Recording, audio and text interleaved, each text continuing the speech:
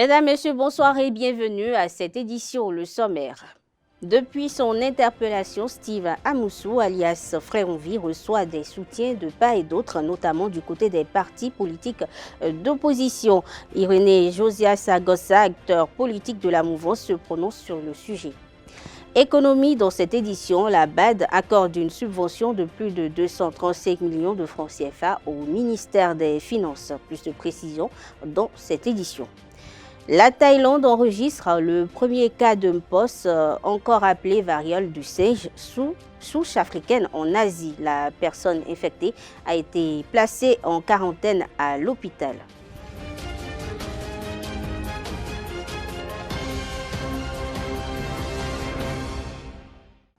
Bonsoir. Des partis et mouvements politiques ont exprimé leur soutien à Steve Amoussou à travers une conférence de presse et leur présence aux alentours de la Cour de répression et des infractions économiques et du terrorisme, CRIET, reçue par Abdelkader Achirou et Nasserine Fatoumbi. Sur l'invité de ce jeudi, Irénée Josias Agossa, acteur politique candidat à l'élection présidentielle de 2021, pense que ces partis politiques ont trouvé un nouveau fonds de commerce. On le suit.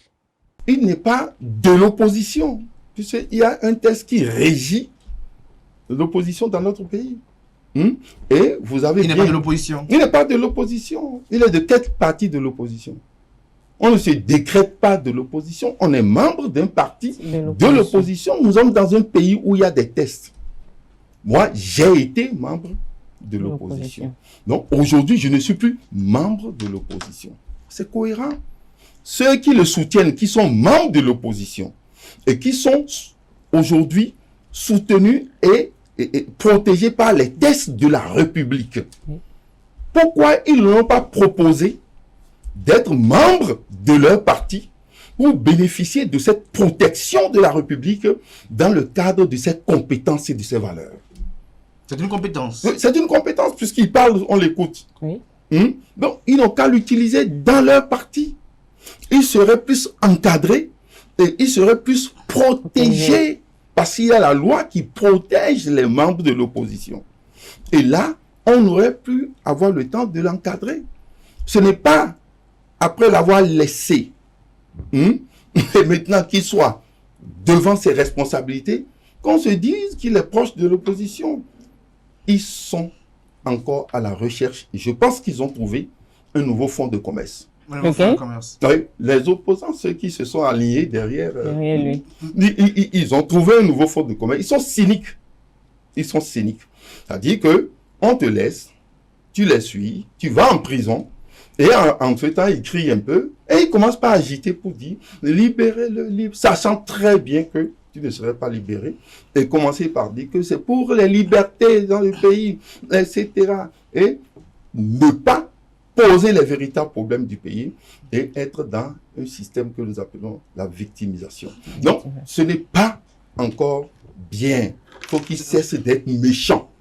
Dans le même registre, quelques citoyens nous livrent le souhait suite au dépôt sous mandat de Steve Amoussou, alias Frère Onvi. Ils sont au micro de Nasserine Fatoumbi.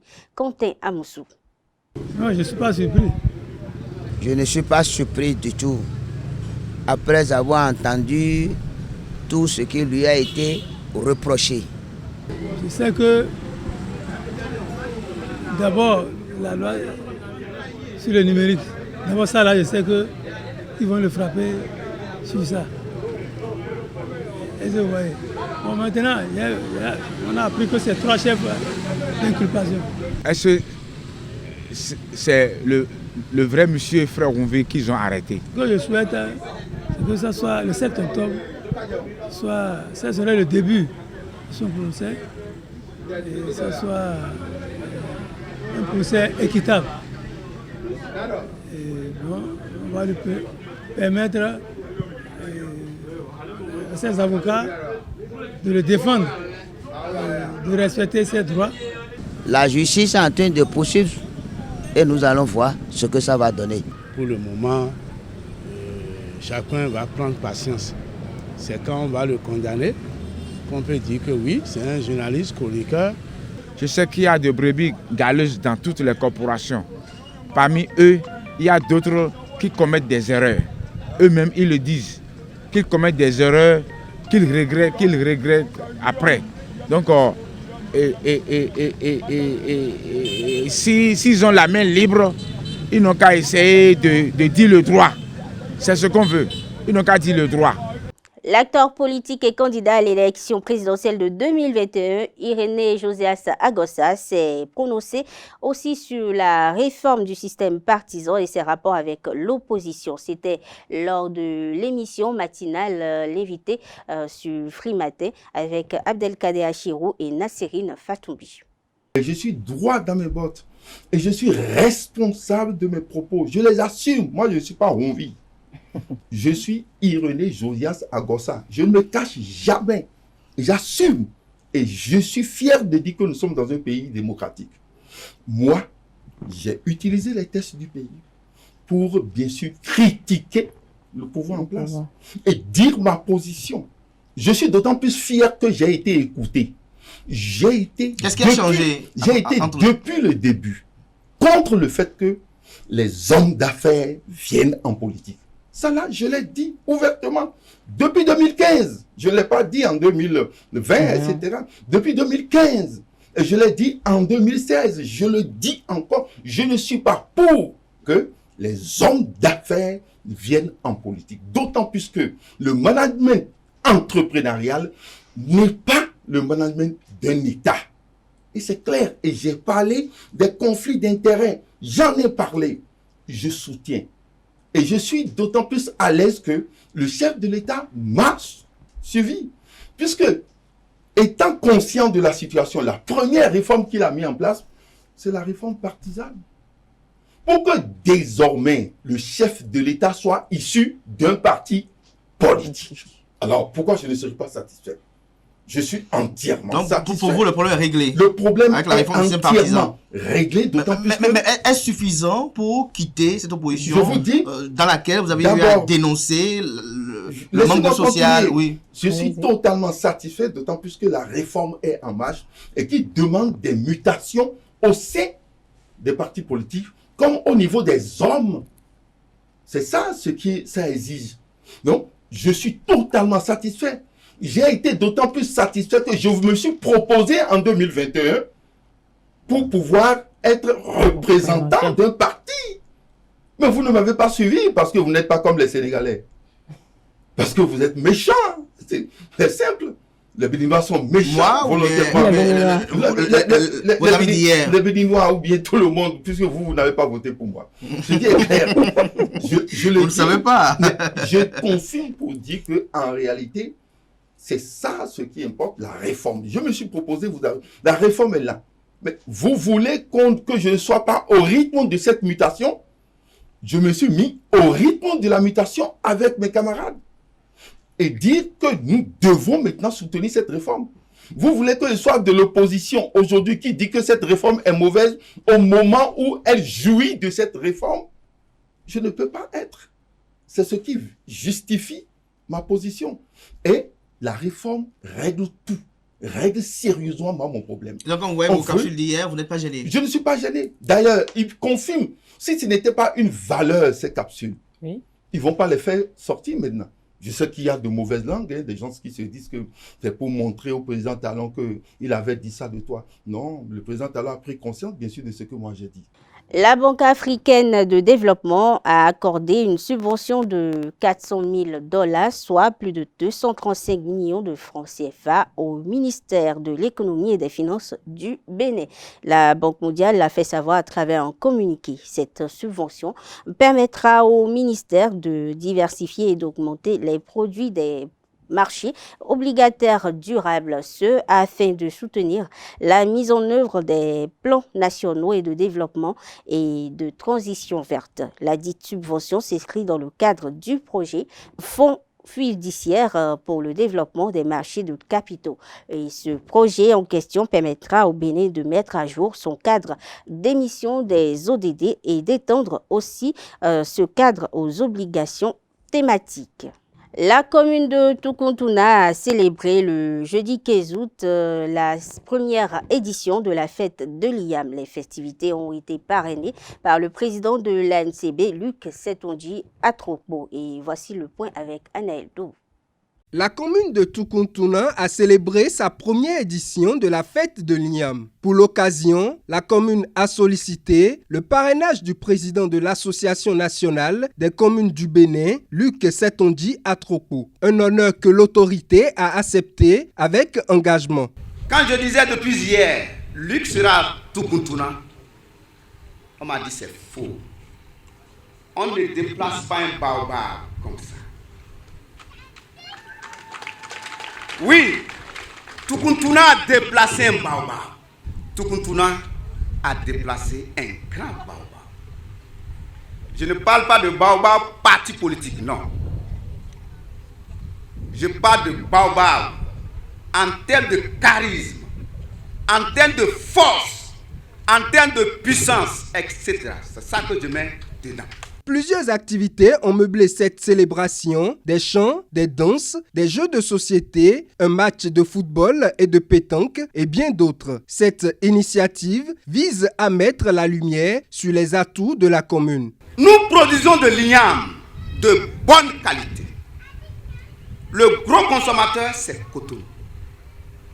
Vous pensez que ce qu'on produit là, on peut consommer ça? Si nous n'avons pas un partenaire comme Luc Atrokbo qui nous dira « Je veux 50 titans pour Cotonou ». C'est ça notre objectif. Qu'on tisse un partenariat avec la commune de Cotonou qui nous permettra d'évacuer nos produits. Le deuxième aspect, Tukuntuna produit beaucoup. On s'est dit au niveau du conseil communal, il faut qu'on crée des marchés. Nous avons 3 arrondissements et il y a un comité qui est mis sur pied pour parcourir ces 3 arrondissements et nous dire là où il faut qu'on implante ces marchés. C'est ça notre deuxième vision. On s'est dit, on ne peut pas le faire sans tirer la jeunesse. On a voulu joindre cette fête à un tournoi de foot dédié Luc Atrokbo. Pour le parrain, son accompagnement sera indéfectible. Monsieur le maire, vous fêtez votre première édition de la fête de l'IAM, vous nous avez fait l'honneur d'être là. Nous vous souhaitons bonne fête à vous, à votre conseil, à toute la population, nous vous souhaitons bonne fête. Nous savons que vous faites beaucoup d'efforts. Nous tâcherons de vous accompagner dans les efforts que vous faites. Nous allons tout à l'heure assister à la finale du tournoi organisé à notre honneur. Et nous allons faire une surprise pour l'équipe qui va gagner.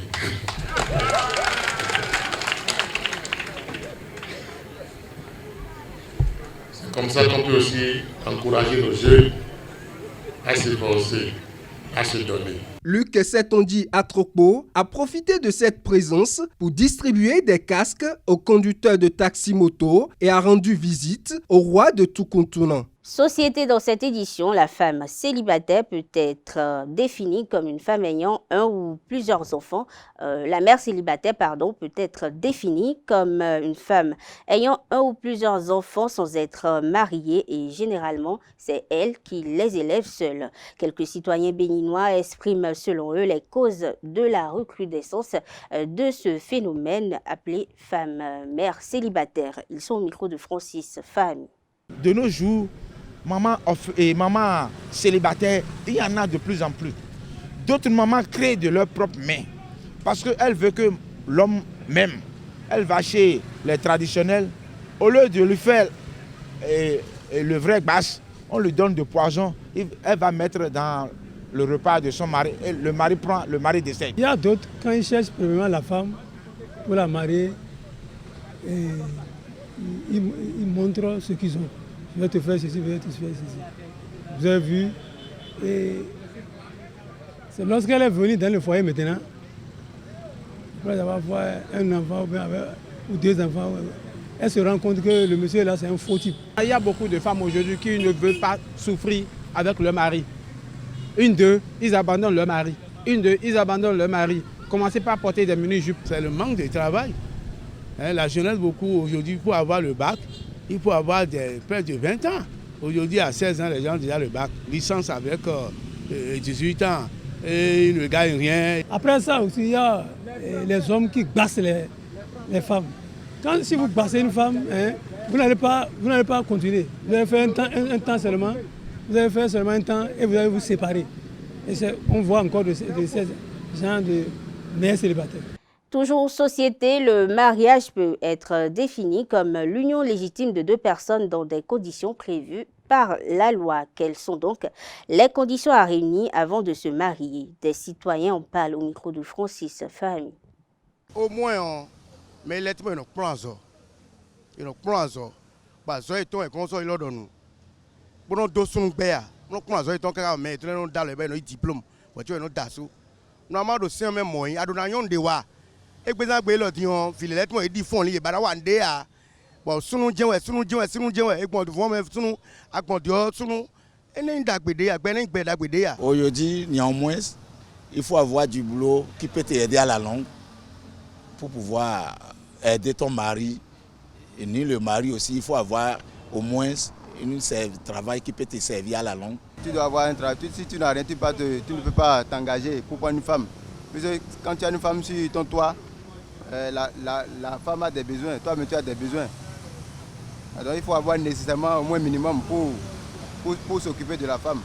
Un jeune garçon qui finit ses études à l'âge de 20 ans et fait une expérience de 5 ans dans sa fonction, déjà à l'âge de 25 ans peut se marier. Si l'enfant a déjà l'âge de maturité, il peut se marier. Parce que tout est question de la maturité. Vous ne pouvez pas faire quelque chose sans savoir ce que vous voulez faire. Quand tu trouves une fille de 18 ans, à 20 ans, à 19 ans, à 15 ans aujourd'hui, ils sont déjà mariés. Mais ils n'ont rien programmé de leur vie à la longue. On marie seulement comment on le veut. Donc ça fait que la circulation à tel, ça ne va pas du tout avec nos parents. Et oui, bien, 23 ans, oui, quoi, oui, content. Et oui, bien, oui, content. Tu vois, à Soudato, mais il y a un mono de nouveau programme, ancien programme, et autres anciens programmes de bois. Et il y a là, donc, Vinolène, qui vie étant. C'est vidéo de Djamou Doko Doko, il y a assez nous, 20 ans à 25 ans, c'est bon. Mais aujourd'hui, bon, nous allons voir qu'il y a pris ça. Donc notre enfant, ils ont devenu tertus. Et vraiment, dans la ville de Cotonou aujourd'hui, rien ne va plus dans ce sens.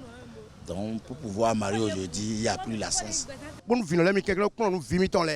Bon, nous Djamou Doko, nous y est assez. Nous vivons, mais à moi, Actualité hors de nos frontières. Au Tchad, les élections législatives provinciales et communales sont prévues se tenir le 29 décembre prochain.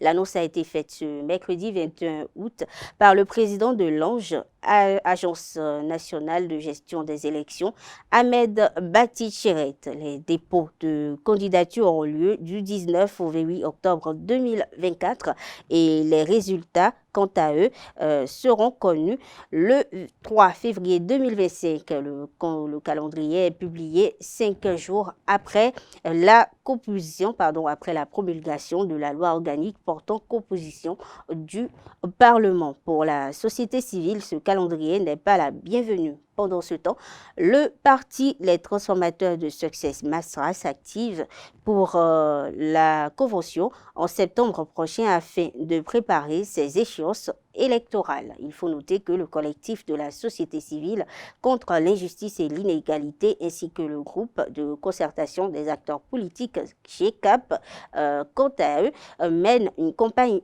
du rejet de la loi organique portant composition du Parlement. Dernière actualité hors de nos frontières, la Thaïlande a confirmé que le cas Mpox, encore appelé variole du singe, détecté sur son territoire chez un voyageur en provenance d'Afrique public cette semaine provient de la souche africaine responsable de l'épidémie actuelle. Le département de contrôle des maladies a annoncé ce jeudi que le test de laboratoire mené sur le patient, un Européen âgé de 66 ans, a confirmé qu'il était infecté par la souche clade 1B et la personne en question a été placée en quarantaine à l'hôpital.